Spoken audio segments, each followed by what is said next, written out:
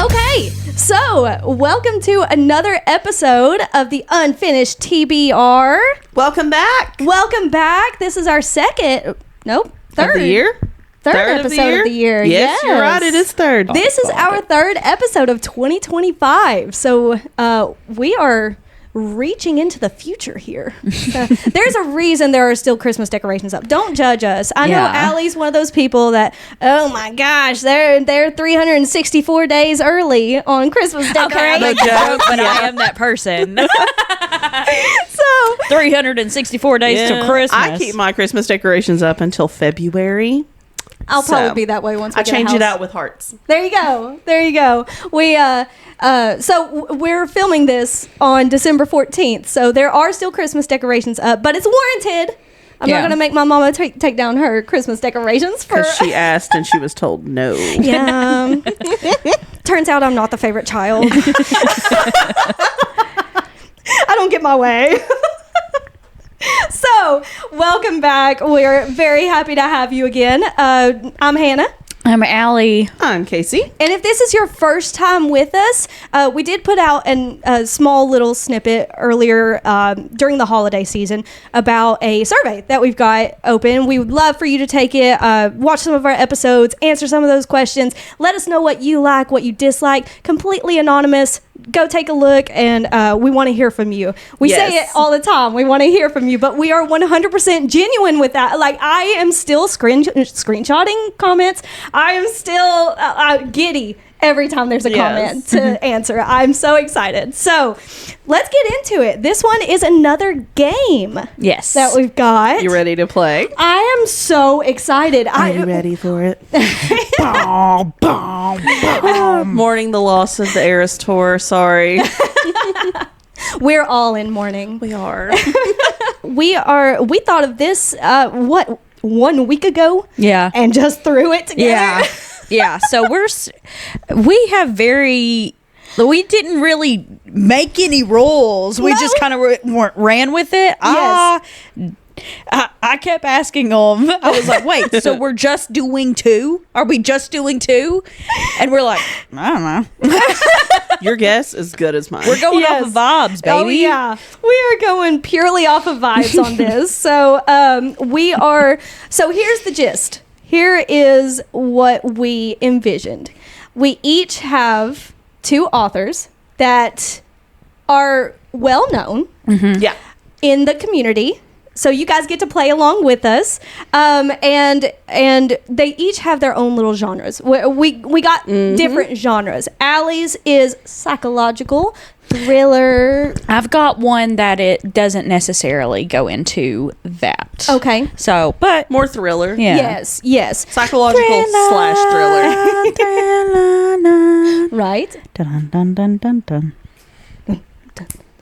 And Kasey, in her wheelhouse, Beach reads. She's got beach reads. So cute little rom-coms. Oh yeah, Allie's authors are Ruth Ware and Riley Sager. Yes. Kasey's authors are Tessa Bailey and Emily Henry, and I have I have a random one in there, and I really. Actually, I want to put a random one in as well. Okay. And I'm not going to tell you who it's by. That's not one of those two? Yeah. Oh, I have no tricks up my sleeves. I have tricks up my sleeves. We didn't have any rules. I want to do that one first, actually. So we've got a few tricks up our sleeves. Me and Allie do because there were no rules. The only rule is that you guys can't look over onto my Kindle. Yes. I'm a rule follower, and I made rules in my head. And didn't share them with us. That's okay. You can't see off mine. I redacted. Oh yes, this is true. This is true.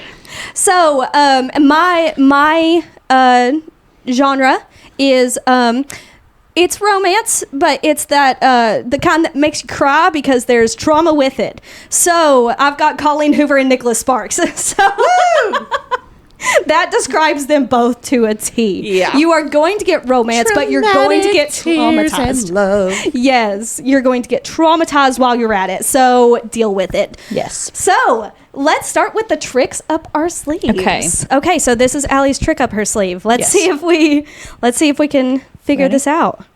Alrighty. When the bat's away, the cat will play. It's time to see how many lives this cat really has. 2 years after escaping Gotham City slums, Selena Kyle returns as the mysterious and wealthy Holly Vanderhees. She quickly discovers that with Batman off on a vital mission, Gotham City looks ripe for the taking. Meanwhile, Luke Fox wants to prove that as Batwing, he has what it takes to help people. He targets a new thief on the prowl who has teamed up with Poison Ivy and Harley Quinn. Together, they are wreaking havoc. This Catwoman is clever, but she may be Batwing's undoing.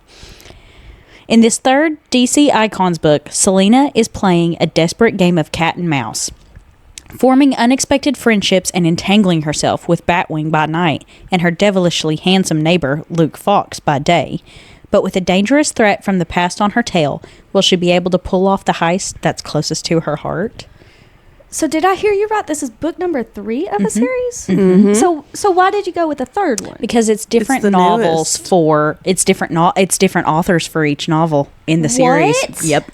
We're about to see if I know, because I've read a synopsis very similar to this. Have you? Wait. But it might have been another one in the series. Can we, since Hannah's got the floor. Since we don't have, prior information on this, can we play like a 20 questions type thing to try to guess who it might be? 5 I don't questions think so. between the two of us. No? Maybe okay. 2 questions. 2 questions each. Okay, 2 questions each. Okay, so this sounds, obviously it's Gotham City, so it's a little bit nerdy. Is it that came out really? I didn't mean nerdy. I just meant, nerdy is not bad. No, it's not. It's not. I promise. My brother's a nerd.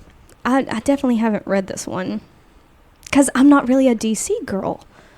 I'm a Marvel girl. Yeah. And I think that's going to throw me. So when was this book published? There's one of my questions. I was about to say, can we get to your question? Sorry. I'm sorry, that was sassy. No.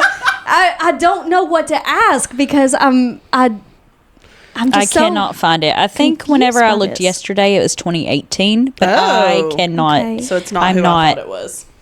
But not this year. I'm not 100%. Sure. Not this year for sure. I guess that was my question. So Hannah's asked one, I've asked one. We have 2 more. Okay. Yeah, 2018. Is this an author we have talked about on the podcast before? Yes. Okay. Very well known. Very well known. Very well known. So you said it's a well-known author. Mm-hmm. Is this an author of like standalone books? Mm-mm. Or okay. Series. Okay. Do you have any idea? I'm going to guess the one I thought it was, even though I'm fairly certain I'm wrong, because I think this was a Marvel adaptation. Okay. Lisa Jewell. Okay. We haven't talked about it much. But I know she's got other books. Is it Rebecca Yarros? Mm-mm.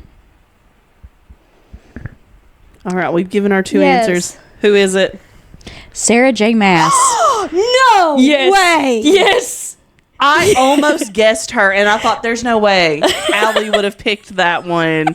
And no way Sarah J. Maas would have done that. I'm not a DC girl, but I will read that for you, Sarah J. Maas. Gladly. I think that Lisa is on my Jewell TBR now. Wow. Oh my gosh. That's insane. Okay, so do this research for me. How old was she when that was published? How old is she now? That's what I can't remember. Okay, so I will tell you that this is for ages 7 to 9. Okay. Oh, wow. Grade level 7 to 9. So sorry. 386 pages long. It is part of the DC Icon series. I'm clicking on the DC Icon series. Wonder Woman was written by Leigh Bardugo. Batman Nightwalker was written by Mary Lou.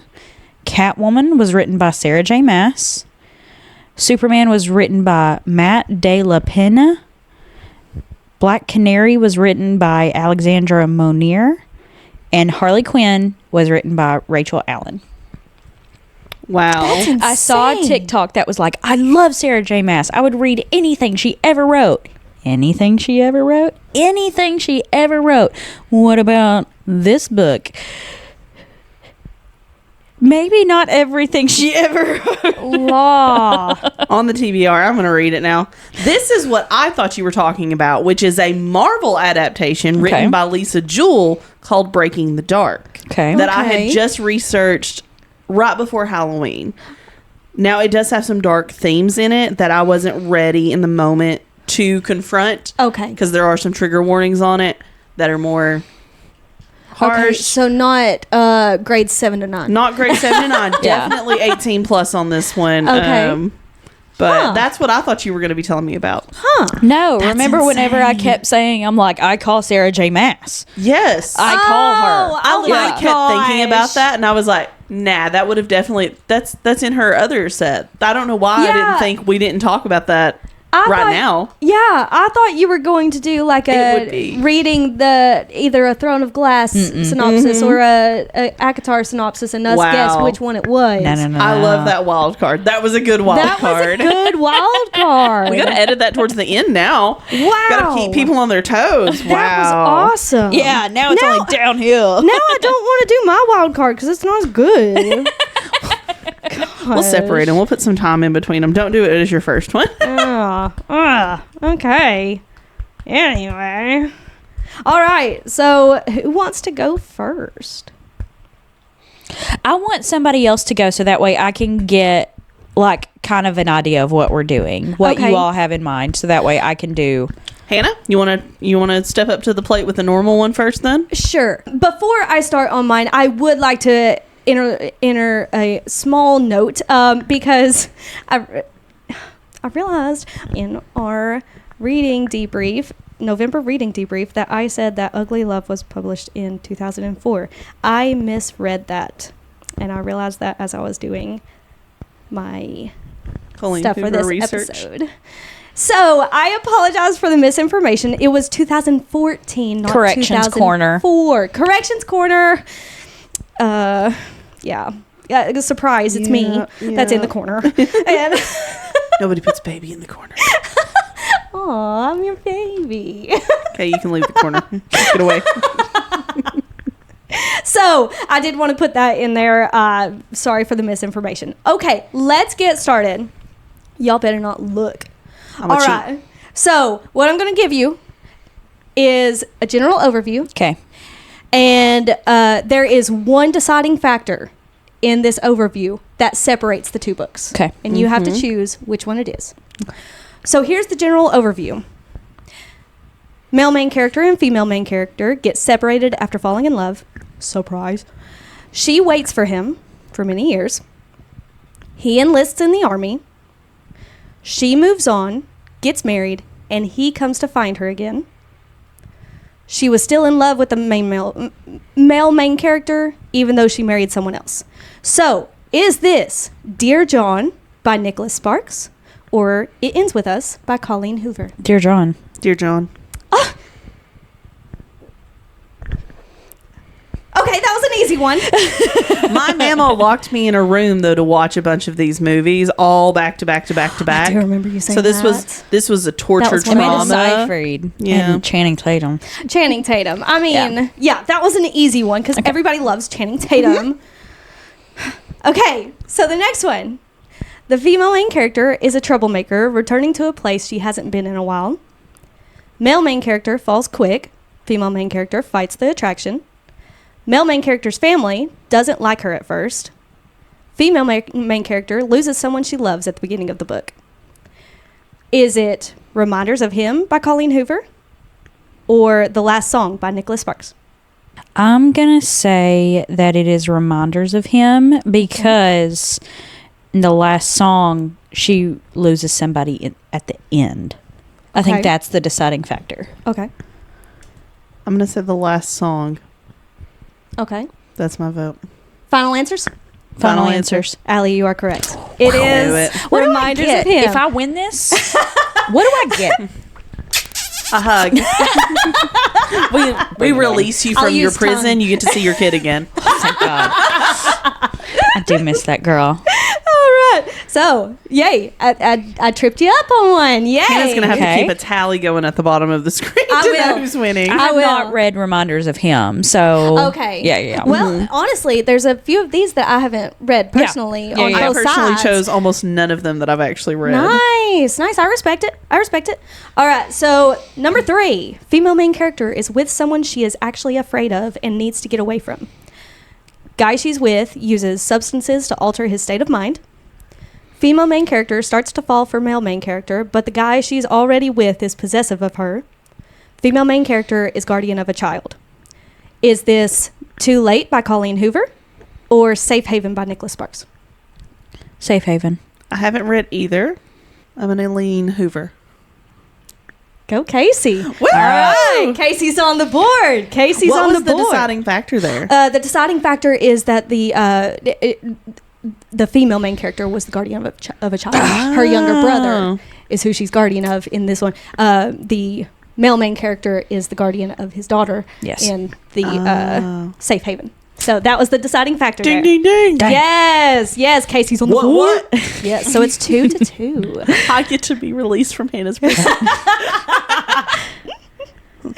All right, so number 4. This is the sequel to a previous book. The first book was super popular. This book was subpar. Male main character is trying to rekindle female main character's love again. They have children together. So, is this It Starts With Us by Colleen Hoover or The Wedding by Nicholas Sparks? Starts with us. Starts with us. It is actually The Wedding by Nicholas Sparks. Yes, the What's the deciding deciding factor there factor? was the children. Multiple, because they only have one and it starts with us. Yes. The child. Yes. Mm. Yes. I thought that sounded like a weird wording. I should have known. Yes. But, I mean, it's very similar. Even the popularity of the book, of the sequel, is and it, in case you're curious, it's the sequel to The Notebook. Yeah. I didn't know that had a sequel. Yeah. Subpar. Yeah, subpar. That's the point. It did make me cry, though. Really? The Wedding made me cry. I was in high school. I was That probably in one- my period. Yeah, I get that. That was... Stop looking. I looked that way. I literally just turned back when you said that. I'm competitive. Stop looking. I've unleashed my ferocity today. All right, number 5. Male main character thinks he can't love. Female main character falls for him anyway. They have a steamy love affair. During the course of this book, one main character loses a child, and the male main character is a pilot. Is this Ugly Love by Colleen Hoover or The Rescue by Nicholas Sparks? Ugly Love. Ugly Love. Oh, yeah, that was an easy one. Yes. Especially Yes. having just read it. Oh. Exactly. Yeah, I figured that was going to be an easy one. That was a gimme. You're welcome, guys. You're both at 3. But yes, the deciding factor here was the main male character being a pilot. Now, I will disclose that it's 2 different kinds of lost a child. Who did Miley Cyrus lose in the last song? Someone at the very, very end. Her dad. In the beginning, though. At the Oh, end. that was the one I got. Yeah, that was literally the one you got right. Okay. But yes, it's 2 different definitions of lose. Yeah. The female loses her son in the woods because he's autistic. He runs away during a thunderstorm in The Rescue. So, yeah. Okay. Yeah. Number 6. Female main character meets male main character at the beach when she moves there in the summer. They start a summer fling. Male main character comes from big money. Female main character does not. This is a young adult book. Female main character is dark and moody. Male main character is an athlete. The book is either Heartbones by Colleen Hoover or The Last Song by Nicholas Sparks. I'm going to say the last song. Yeah. The last song. Y'all are both correct. Yes. So the deciding factor here was that the male main character was an athlete. The one that came from money. In Heartbones. Heartbones, he also comes from money. Okay. All right, so last one. Y'all are both at 4, so this could be the deciding factor. All right, so this is considered a thriller from this author. Okay. For a while, the reader doesn't know what to believe is happening. Male main character and female main character fall in love while strange things are happening around them. Male main character figures out what is causing the strange occurrences and tells the female main character. Is this True Believer by Nicholas Sparks or Verity by Colleen Hoover? True Believer. Verity. And the winner is Allie. Woo! I need to read Verity. Or I didn't know that one. Yes, this was more. This seemed like somebody just plotted this to gang up on me. Interesting. This was more pressure for you to read Verity by Colleen Hoover. We got to get on to you about something. Yes. It's either Kindle Unlimited or if it's Yes. Okay. All right, Kasey, your turn. I did this so different than from what you all did. I did gosh, this I'm so differently sorry. than Hannah did. Okay, so we all have different versions. Just I took a liked Hannah's synopsis of a version. book. I love Hannah's version. I took a synopsis of a book, and you have to guess which author wrote this book. Okay. So I did not pit two books against each other, but Okay. that was an amazing idea. Yeah, I you. love that. Yeah. Thank you. That was Hannah's version. This is Kasey's version. Casey's version. Let's pause this, come back in a week, and we'll do it again. I'm good with having 3 episodes of this. 100%. 100%. I love this. All right. Okay. So here is the first synopsis. And I Okay. have it blacked out. I don't even know who this is until I clear it. And this is yours were Tessa Bailey and Emily Henry. Yes. Got it. All right. Basically the same person. Yeah, basically. A sports rom-com about a burly, surly single dad who falls head over hockey sticks for his quirky live-in nanny. She is smart, vivacious, and studying to be a marine biologist. She's also 26 and broke. So when main male character, a battle-scarred hockey veteran, newly single dad, offers her a job as a live-in nanny, she jumps at the opportunity to get paid while living in her super fancy neighborhood and being around blank, his cool but introverted tween. Her tween charge isn't the only one who could use some help fitting in, though. According to, well, everyone except blank, he needs to get back on the dating scene. An adventurous female main character is just the girl to show him how. But his boundaries are slowly crossed, and blank finds himself pulled between his daughter and who wants her parents back together and his insane chemistry with blank. A huge rift is formed, and blank does the right thing and breaks her own heart and walks away. Though blank knows it's for the best, he's too jaded with too much baggage. A chance meeting and the new push for his daughter forces him to put everything on the line and fight to prove he learned his lesson well and is worthy of a happily ever after with blank. So Hannah, who do you think wrote this? I really feel my gut is telling me Tessa Bailey. My gut's telling me Tessa Bailey. Allie? I don't know. I'm going to go with Emily Henry just because it's different from what Hannah said. Just to go against her. Yeah. Wow. One of us has to get the point.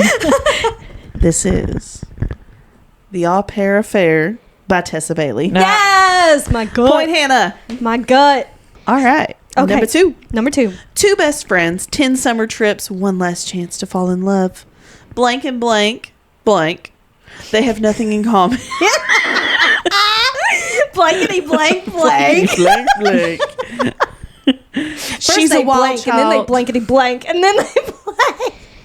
I'm sorry. Continue. I'm done. I'm focused. I'm locked in now. I'm ready. Okay, starting over. Lock in, chat. Fired. You foiled. This is the longest I've ever been focused. I'm so sorry. Okay, continue. 2 best friends, 10 summer trips, one last chance to fall in love. They have nothing in common. She's a wild child. He wears khakis. She has insatiable wanderlusts, and he prefers to stay at home with a book. And somehow, ever since a fateful car share home from college many years ago, they are the very best of friends. For most of the year, they live far apart. She's in New York City, and he's in their small town. Every summer for a decade, they have taken a glorious week of vacation together. Until 2 years ago, when they ruined everything. They haven't spoken since.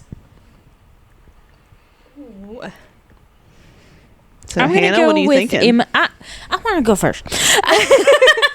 Now, I think this is I have Emily read Henry. this book. Okay, I think this Okay. is Emily Henry because they met in a cab, right?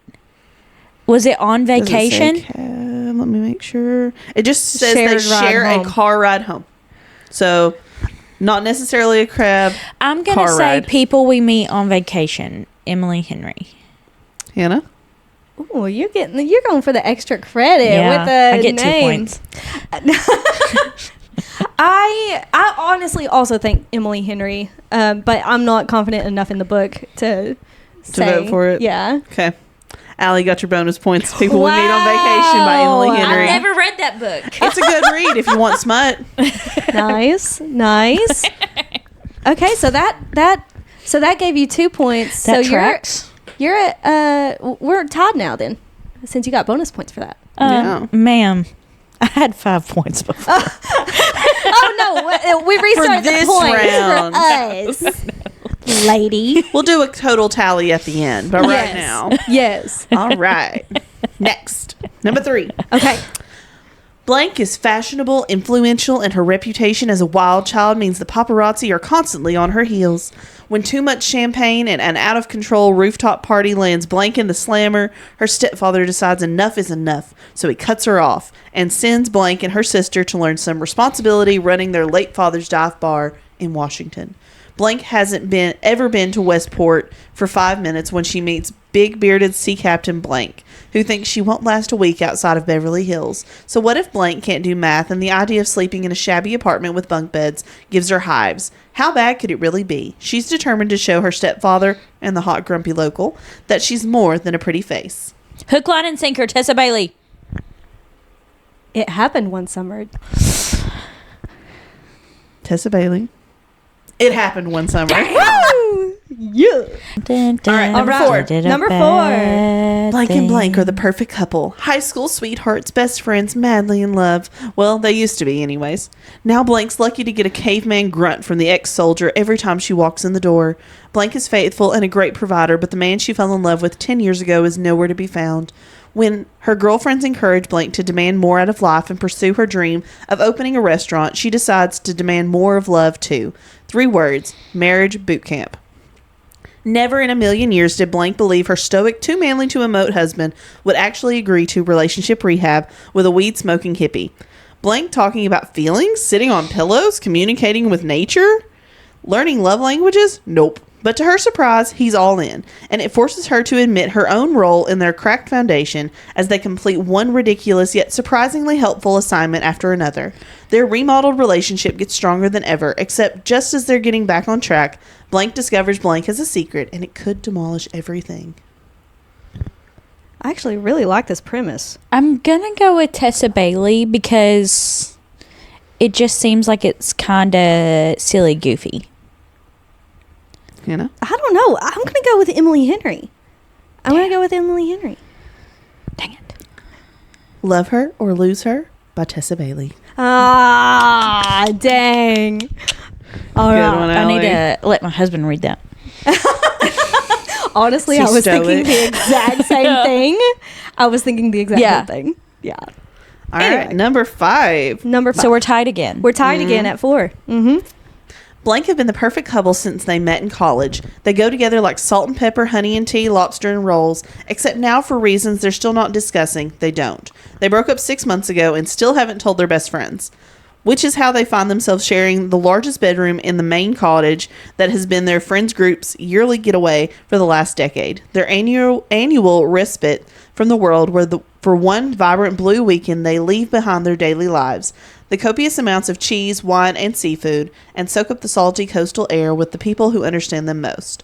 Only this year, Blank and Blank are lying through their teeth while trying not to notice how desperately they still want each other. Because the cottage is for sale and this is the last week they'll have together in this place, they can't stand to break their friends' hearts, so they'll play their parts. Blank will be the driven surgical resident who never starts a fight, and Blank will be the laid-back charmer who never lets the cracks show. It's a flawless plan if you look at it from a great distance and through a pair of sunglasses smeared with sunscreen. After years of being in love, how hard can it be to fake it for 1 week in front of those who know you best? I think Emily Henry. See, I'm thinking Tessa Bailey. Okay. Okay. Happy Place by Emily Henry. Dang it. Ooh, winner, chicken dinner. Y'all are good at this. We both keep answering the different answers. That's how we get one. Just disagree and one of you's right. All right, let's hear it. All right, so this number 6. Yes. 6. Blank is an eternal optimist still dreaming of her big riding Brank. Blank is a Pulitzer Prize winning human thundercloud, and they're both on balmy little Crescent Island for the same reason. To write the biography of a woman who no one has seen in years, or at least to meet with the octogenarian who claims to be the blank. Can't say that word. Former tabloid princess and daughter of the one most storied and scandalous families of the 20th century. When Blank invites them both for a 1-month trial period after which she'll choose the person who'll tell her story, there are 3 things keeping Blank's head in the game. 1, Blank genuinely likes people, which means people usually like Blank, and she has a whole month to win the legendary woman over. 2, she's ready for the job and the chance to impress her perennially unimpressed family with a serious publication. And 3, Blank, who should have no reason to be concerned about losing this book, is glowering at her in a shaken to the core way that suggests he sees her as competition. I'm going to say Tessa Bailey. I don't know what, but I don't know why, but I'm going to say Tessa Bailey. I know why. Because we have heard of the 2 writers together before with Emily Henry with Beach Read just a couple months ago. And I don't feel like Emily Henry would do that again. So I'm going to say Tessa Bailey. Great Big Beautiful Life by Emily Henry. What? What? I literally putting this down was like, am I looking at Beach Read? Because this is like an upscale version of Beach Read. You see what I'm saying? Yeah, this is the same premise, slightly tweaked. I know why. I was wrong, though. Allie, do the actually. I love the way you do that. Oh, yeah. You're the best at it. You're better than Yes. JoJo herself. Number 7. Okay. Yes. Is this the last one or you got 8? I think I have 8. Okay. Yes. Blank always loved the way her fiance Blank told their story. How they met on a blustery day, fell in love over an errant hat, and moved back to the lakeside hometown to begin their life together. He really was good at telling it, right up until the moment he realized he was actually in love with his childhood best friend Blank. Which is how Blank begins her new story, stranded in beautiful Waning Bay, Michigan, without friends or family, but with a dream job as a child's librarian that barely pays the bills, and proposing to the roommates with the only person who could possibly understand her predicament, Blank's ex. Scruffy and chaotic with a penchant for taking solace in the sounds of heartbreak love ballads, Blank is exactly the opposite of practical, buttoned-up Blank, whose co-workers know so little about her, they have a running bet that she's either an FBI agent or in witness protection program. The roommates mainly avoid one another until one day, while drowning their sorrows, they form a tenuous friendship and a plan. If said plan also involves posting deliberately misleading photos of their summer adventures together, well, who could blame them? But it's all just for show, of course, because there's no way Blank would actually start her new chapter by falling in love with her ex-fiance's new fiance's ex, right? I'm going to say Tessa Bailey because the last 2 were Emily Henry. That's solid thinking. I literally have no thought process behind this. Except for basically counting cards. They write the same stories. Let's go with... I'm going to go with Emily Henry. Just to disagree? Or? Yes, because it'll put me back even with her if I'm right. Yeah. I'm willing to take that one gamble. Is Funny Story by Emily Henry. Yes. Dang it. I'm so smart. Here we Last go. one, number 8. Last this one's one. short. The road trip was definitely a bad idea. Having already flambéed her culinary career beyond recognition, Blank is now stranded in God knows where, New Mexico, with a busted car and her 3 temperamental siblings, who she hasn't seen in years. When rescue shows up, 6 feet plus of charming hotness on a motorcycle, Blank's pretty certain she's gone from the frying pan right into the fire. Blank has a bad boy reputation in this town, and he loathes it. The moment he sees Blank, though, Blank knows he's about to be sorely tempted. There's something real between them, something raw, and Blank has only a few days to show Blank that he isn't just for tonight, he's forever. Tessa Bailey, I got to stick with it. Hannah? I want to disagree in hopes of gaining the point, but I'm not willing to gamble the point. So I'd rather tie than be in last. She wants to win the overall. I was also feeling Tessa Tessa Bailey on this one. It feels Tessa has like a more what I've noticed in the synopsis. It's Tessa has more of a funny quip here and there. You know. Okay. That's why I'm going with Tessa. Yes, and the right out of the frying pan into the fire. Yeah, it is kind of a tell. And all 6'6" help and all that. Yeah, yes. That's why I'm getting Tessa. Let's go, Tessa Bailey. Final answers. The title is Too Hot to Handle by Tessa Bailey. Yay! Nice job. Spread the applause all around. Y'all are doing great. Twinning. Okay. So now we've got Ruth Ware or Riley Sager. All right. I'm going to do so poorly. Same. Okay. I've read one Ruth Ware book. The Turn of the Key. Yes. I think And 0 Riley Sager I'm books. hoping reading the backs of the books for Ruth Ware, because I've read several backs, is going to help me. alrighty. Cheated. No, not in preparation for this. Okay. In genuine search of a book of hers to read second. Yes, Genuine in actual interest. Okay, Not this okay. week. I did not read any this week. I Okay. read these in the bookstore. I would flip them over and be like, okay, don't want to buy this. I will condone. She thinks I cheated. Hannah's going to put down here Not anymore. cheater underneath mine. That's your label. Liar. Cheater gets this many points. Allie, Hannah, cheated for sure. I'm just kidding. I believe you. All right. Shouldn't. I'm just kidding. I love it. Getting snowed in at a luxurious rustic ski chalet high in the French Alps doesn't sound like the worst problem in the world, especially when there's a breathtaking vista, a full-service chef, a housekeeper, and a cozy fire to keep you warm, and others to keep you company, unless that company happens to be 8 coworkers, each with something to gain, something to lose, and something to hide.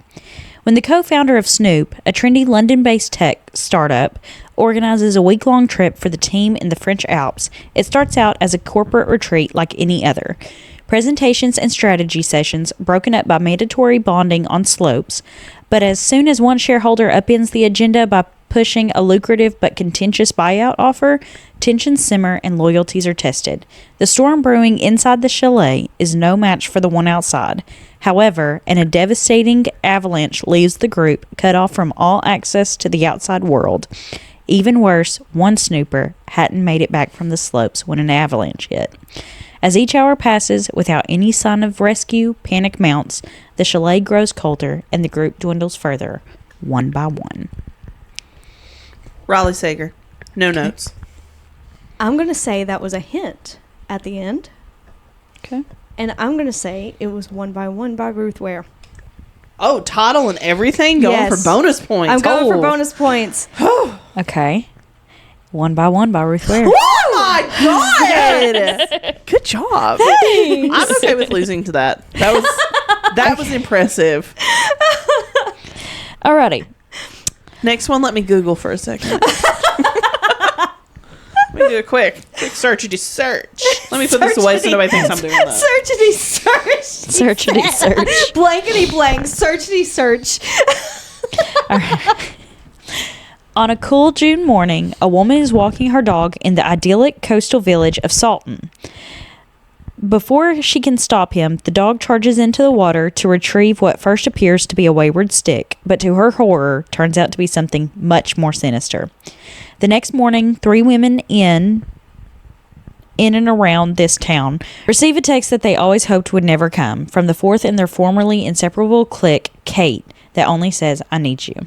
The 4 girls were best friends at Salton, a second-rate boarding school.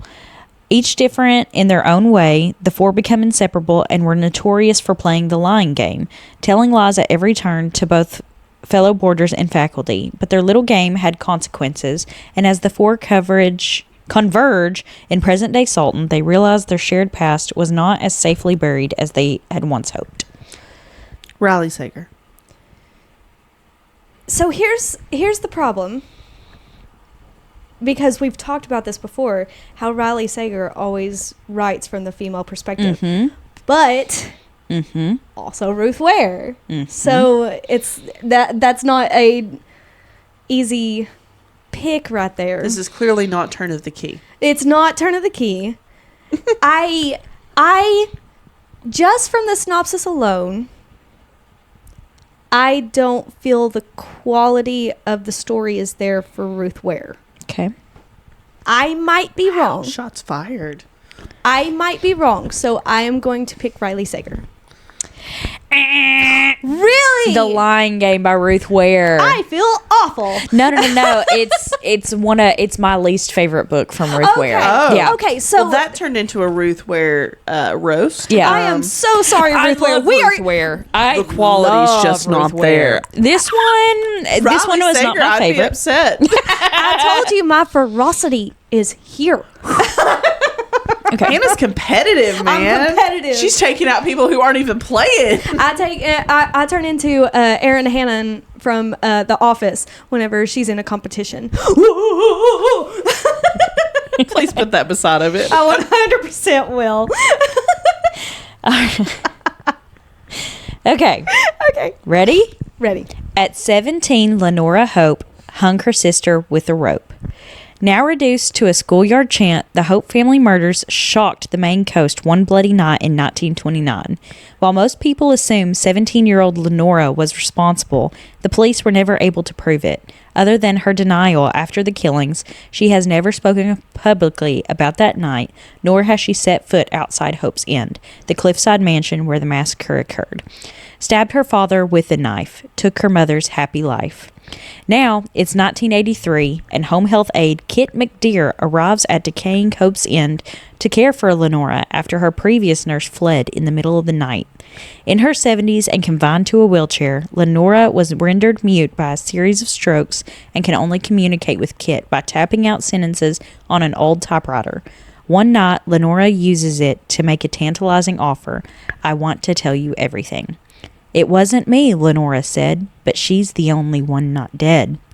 As Kit helps Lenora write about the events leading to the Hope family massacre, it becomes clear there's more to the tale than people know.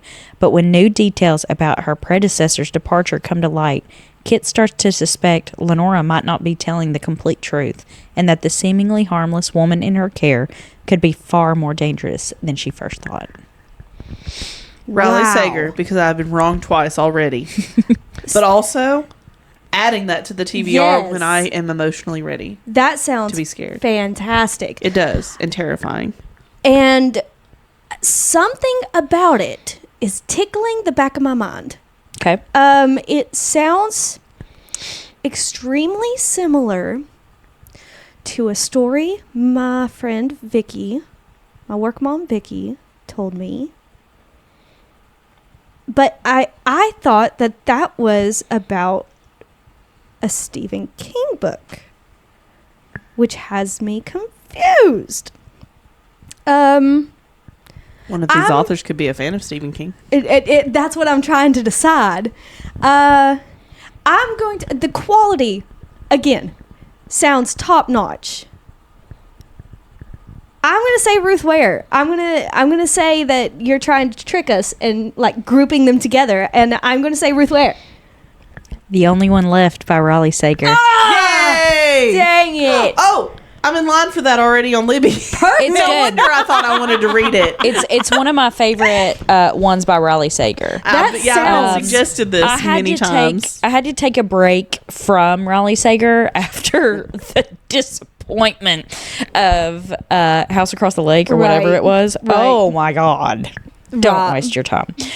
Love you, but This one sounds amazing. Yeah, it does. And terrifying. I'm very excited for that. okay.